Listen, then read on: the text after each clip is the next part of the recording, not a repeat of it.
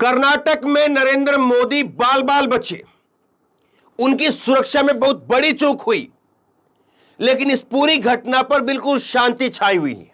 इस पूरी घटना में बिल्कुल सन्नाटा पसरा हुआ है।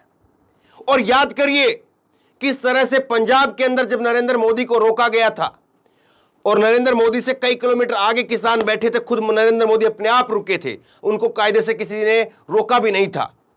लेकिन वहां पर कितनी बड़ी घटना बनाई गई और वहां पर कहा गया कि देखिए साहब, ये तो अपने पीएम को जाकर के आप थैंक्स बोलना कि मैं जिंदा बच करके लौट पाया।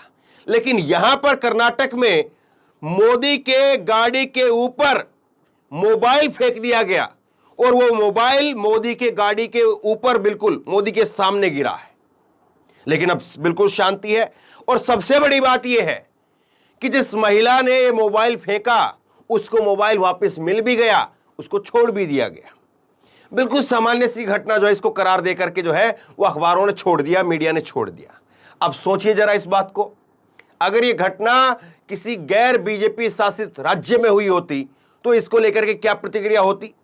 अगर ये घटना जिस मोबाइल फेंकने वाली जो महिला है, जिसने मोबाइल फेंका है, उस महिला का नाम शाइस्ता परवीन होता या और कोई मुस्लिम नाम होता तो सोचे क्या होता। बुरके में जिहाद, ये जिहाद, वो जिहाद, सारी बातें चलती। लेकिन आज आप अखबार उठा करके देखेंगे, टीवी खोल करके देखेंगे तो कहीं पर इस घटना को लेकर के कोई जिक्र नहीं कि इतनी बड़ी घटना हुई है और इस घटना को लेकर के जो है कोई जिक्र नहीं है। भास्कर की खबर भी आप देख लीजिए। कर्नाटक के रोड शो में मोदी पर मोबाइल फेंका, पीएम के पास गिरा, पुलिस बोली महिला फूल फेंक रही थी, गलती से मोबाइल चला गया। मैं पुलिस का पूरा बयान और आपको सुनाता हूं ताकि तस्वीर थोड़ी और साफ हो जाए। ये पुलिस का पूरा बयान देखिए। प्रधानमंत्री के वाहन पर मोबाइल फेंकने वाली महिला का कोई गलत इरादा नहीं था। अब पुलिस ने सब कुछ इतनी जल्दी जो है वो पूरी जांच पड़ताल कर ली है। उसने उत्तेजना में आकर के मोबाइल फेंक दिया। वो महिला खुद एक भाजपा कार्यकर्ता है। हमने उसका पता लगा लिया है और जांच के बाद एसपीजी ने उसका मोबाइल वापस दे दिया है। हालांकि मैसूर पुलिस ने पीएम नरेंद्र मोदी के रोड शो के दौरान मोबाइल फेंकने वाली महिला को सोमवार 1 मई की सुबह बयान देने के लिए बुलाया है। अब देखिए, मोबाइल भी वापस तुरंत दे दिया गया। अगर कोई और होता तो उसका मोबाइल पूरा चेक होता, उसकी कॉल डिटेल निकाली जाती, सब कुछ होता। अब हो सकता है पुलिस यही सारा प्रोसीजर जो है वो अब करे। कहा है कि सोमवार को सुबह 1 मई को बुलाया है, यानी आज बुलाया है। लेकिन जरा सोचिए इस बात को, तस्वीर जरा एक बार देखिए आप, एक बार फुल स्क्रीन के ऊपर ये तस्वीर देखिए आप। एक तरफ तो नरेंद्र मोदी के ऊपर मोबाइल फेंका जा रहा है, ये तस्वीर है, और दूसरी तरफ नरेंद्र मोदी अपनी बख्तरबंद गाड़ी के अंदर बैठे हैं। वो गाड़ी जो बिल्कुल बुलेट प्रूफ गाड़ी है, उस गाड़ी के ऊपर जो है अगर छोटा मोटा अगर कोई बम भी गिरा दिया जाए, हथगोला भी फेंक दिया जाए तो शायद उसका भी वो कोई असर ना हो। ऐसी गाड़ी के अंदर मोदी बैठे हुए थे, तब भी मोदी कह रहे थे कि अपने सीएम को जाकर के थैंक्स बोलना। और एक मोदी जो है वो आज कर्नाटक में बीजेपी की सरकार है और वहां पर जो है वो छत के ऊपर खड़े हैं और उनके ठीक सामने आकर के मोबाइल गिरता है। मोबाइल नहीं होता है केवल। मैं इसको लेकर के कुछ बोलना नहीं चाह रहा, लेकिन आपको मालूम है कि मोबाइल का प्रयोग और मोबाइल से किस किस तरह से जो है वो कौन कौन सी घटनाओं को अंजाम दिया गया है, आपने खूब देखा होगा। मोबाइल केवल मोबाइल नहीं होता, मोबाइल तो चलता फिरता जो है वो एक तरह का विस्फोटक भी हो सकता है। तो क्या कुछ नहीं हो सकता था और किस तरह से जो है ये चूक नहीं है। सोचिए जरा इस बात को। क्या एसपीजी को वहां पर वो मोबाइल जब फेंका गया तो कोई इस तरह से जो है वो बोर्ड वगैरह या कुछ लगा करके, कोई सामान लगा करके उसको रोकना नहीं चाहिए था? जाहिर तौर पर रोकना चाहिए था। और जाहिर तौर पर क्या ये खबर नहीं बननी चाहिए थी? बननी चाहिए थी। लेकिन इस खबर पर बहस नहीं है। इस खबर को सामान्य सी खबर जो है वो बता करके दरकिनार करने की कोशिश हो रही है कि देखिए साहब, एक महिला थी, उस महिला ने जो है वो मोबाइल फेंक दिया और उस महिला को ये जो है मोबाइल वापस दे दिया गया।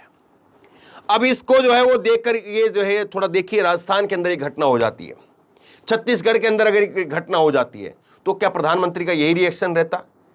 क्या बीजेपी का यही रिएक्शन रहता? आज जो है वो बोल रहे होते कि देखिए कल इन्होंने सांप कहा था, बिच्छू कहा था और आज मोबाइल फेंक दिया। किस तरह से जो चीजें ली जाती हैं, सोचिए जरा इस बात को। मेन जो सवाल है वो खबर को दिखाने का और खबर को बताने का है कि अब जो है ये खबर बिल्कुल सामान्य सी खबर बता करके परोसी जा रही है, बताई जा रही है कि एक सामान्य सी खबर है, बीजेपी की कार्यकर्ता थी, उसने मोबाइल फेंक दिया, उसका मोबाइल वापस दे दिया और उसको एक बार थोड़ा सोमवार को सुबह पूछताछ के लिए बुलाया है। इतनी सामान्य खबर करके बताई जा रही है। अगर यही कोई, मैं बता रहा हूं कि शाइस्ता परवीन इस महिला का नाम होता, हालांकि नाम की अभी पुष्टि हुई नहीं है कि क्या नाम है इसका, लेकिन अगर कोई इस तरह से नाम होता तो सोचिए क्या हालत होती। सोचिए कि बीजेपी के कार्यकर्ता और फिर ना जाने उसकी बैंक डिटेल निकाली जाती, घर जो है तलाशी होती, ये होता वो होता, और फिर अगर कहीं से कोई 10-20 हज़ार 50 हज़ार रुपए का अगर कोई घर पर उसके और किसी काम के लिए भी रखे होते तो फिर कैसे जो है वो कहानियां सर कहानियां दर कहानियां, कहानियां दर कहानियां जोड़ जोड़ करके दिखाई जाती। सोचिए जरा इस बात को। लेकिन अब जो है क्या बोलेंगे, अब बीजेपी क्या बोलेगी, प्रधानमंत्री क्या बोलेंगे, और क्या वाकई जो है इस घटना को इतनी आसानी से जो है वो टाला जा रहा है, छोड़ा जा रहा है। तो उस घटना को, जिस घटना को लेकर के मोदी जो है वो हर रैली में जाकर के एक सिंपैथी हासिल करने के लिए जो है वो बार बार उस घटना का जिक्र कर रहे हैं कि मेरे को सांप कह दिया, मेरे को ये कह दिया, मेरे को ये गाली दे दी, मेरे को वो गाली दे दी, मेरे को 91 गाली दे दी। तो उस घटना के ऊपर तो माफी मांगनी गई, खुद कांग्रेस के अध्यक्ष ने माफी मांग ली उस सांप वाली बयान के ऊपर, लेकिन कैसे उसको भुनाया जा रहा है। और इसी पर कल प्रियंका ने जो है जोरदार पलटवार भी किया। मैंने शाम को आपको सुनाया था, लेकिन जरा एक बार फिर से सुनिए प्रियंका ने कैसे पलटवार किया। मैंने पहला ऐसा प्रधानमंत्री देखा है बहनों और भाइयों, पहला देखा है ना, जो आपके सामने आकर रोता है कि मुझे गाली लग रही है, मुझे गाली दे रहे हैं। आपके दुख सुनने के बजाय अपना दुखड़ा आपको सुनाते हैं। और किसी ने उनके ऑफिस में बैठकर एक लिस्ट बनाई है।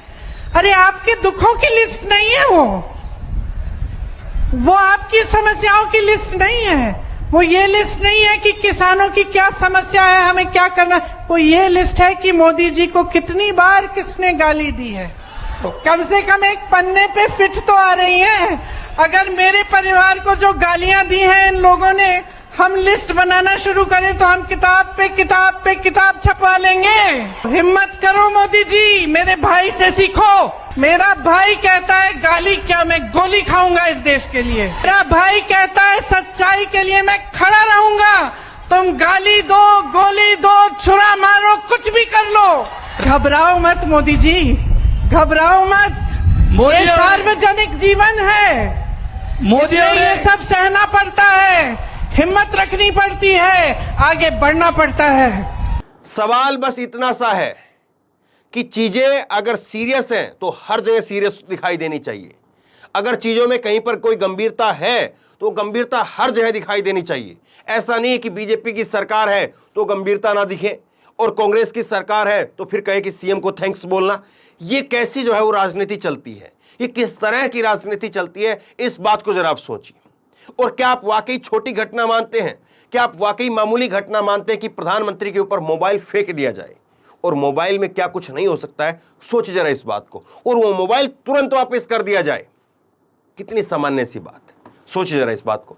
आप क्या समझते हैं कि वाकई ये सामान्य सी घटना है, बेकार में इस पर जो है वो चर्चा करना जो है वो समय की बर्बादी है, या आपको लग रहा है कि ये एक घटना जो है वो उदाहरण है ये बताने के लिए कि कैसे जो है अपनी सरकार होती है तो कैसे पर्दा डाल दिया जाता है और दूसरे की सरकार होती है तो कैसे बड़ा चढ़ा करके बताया जाता है। ये घटना जो है एक उदाहरण है। अगर आप ऐसा सोचते हैं तो लोगों तक पहुंचाइए, लोगों को बताइए और इस खबर को खूब शेयर कीजिए। और इसी तरह की तमाम खबरों के लिए ऑनलाइन न्यूज इंडेक्स सब्सक्राइब कीजिए, साथ में जो बेल आइकन है घंटे उसको जरूर दबाइए ताकि जैसी कोई खबर अपलोड करें उसकी नोटिफिकेशन सीधे सबसे पहले आपको मिल सके। धन्यवाद। इस खबर को अभी लाइक करें, शेयर करें, अभी चैनल को सब्सक्राइब करें और घंटी जरूर दबाएं।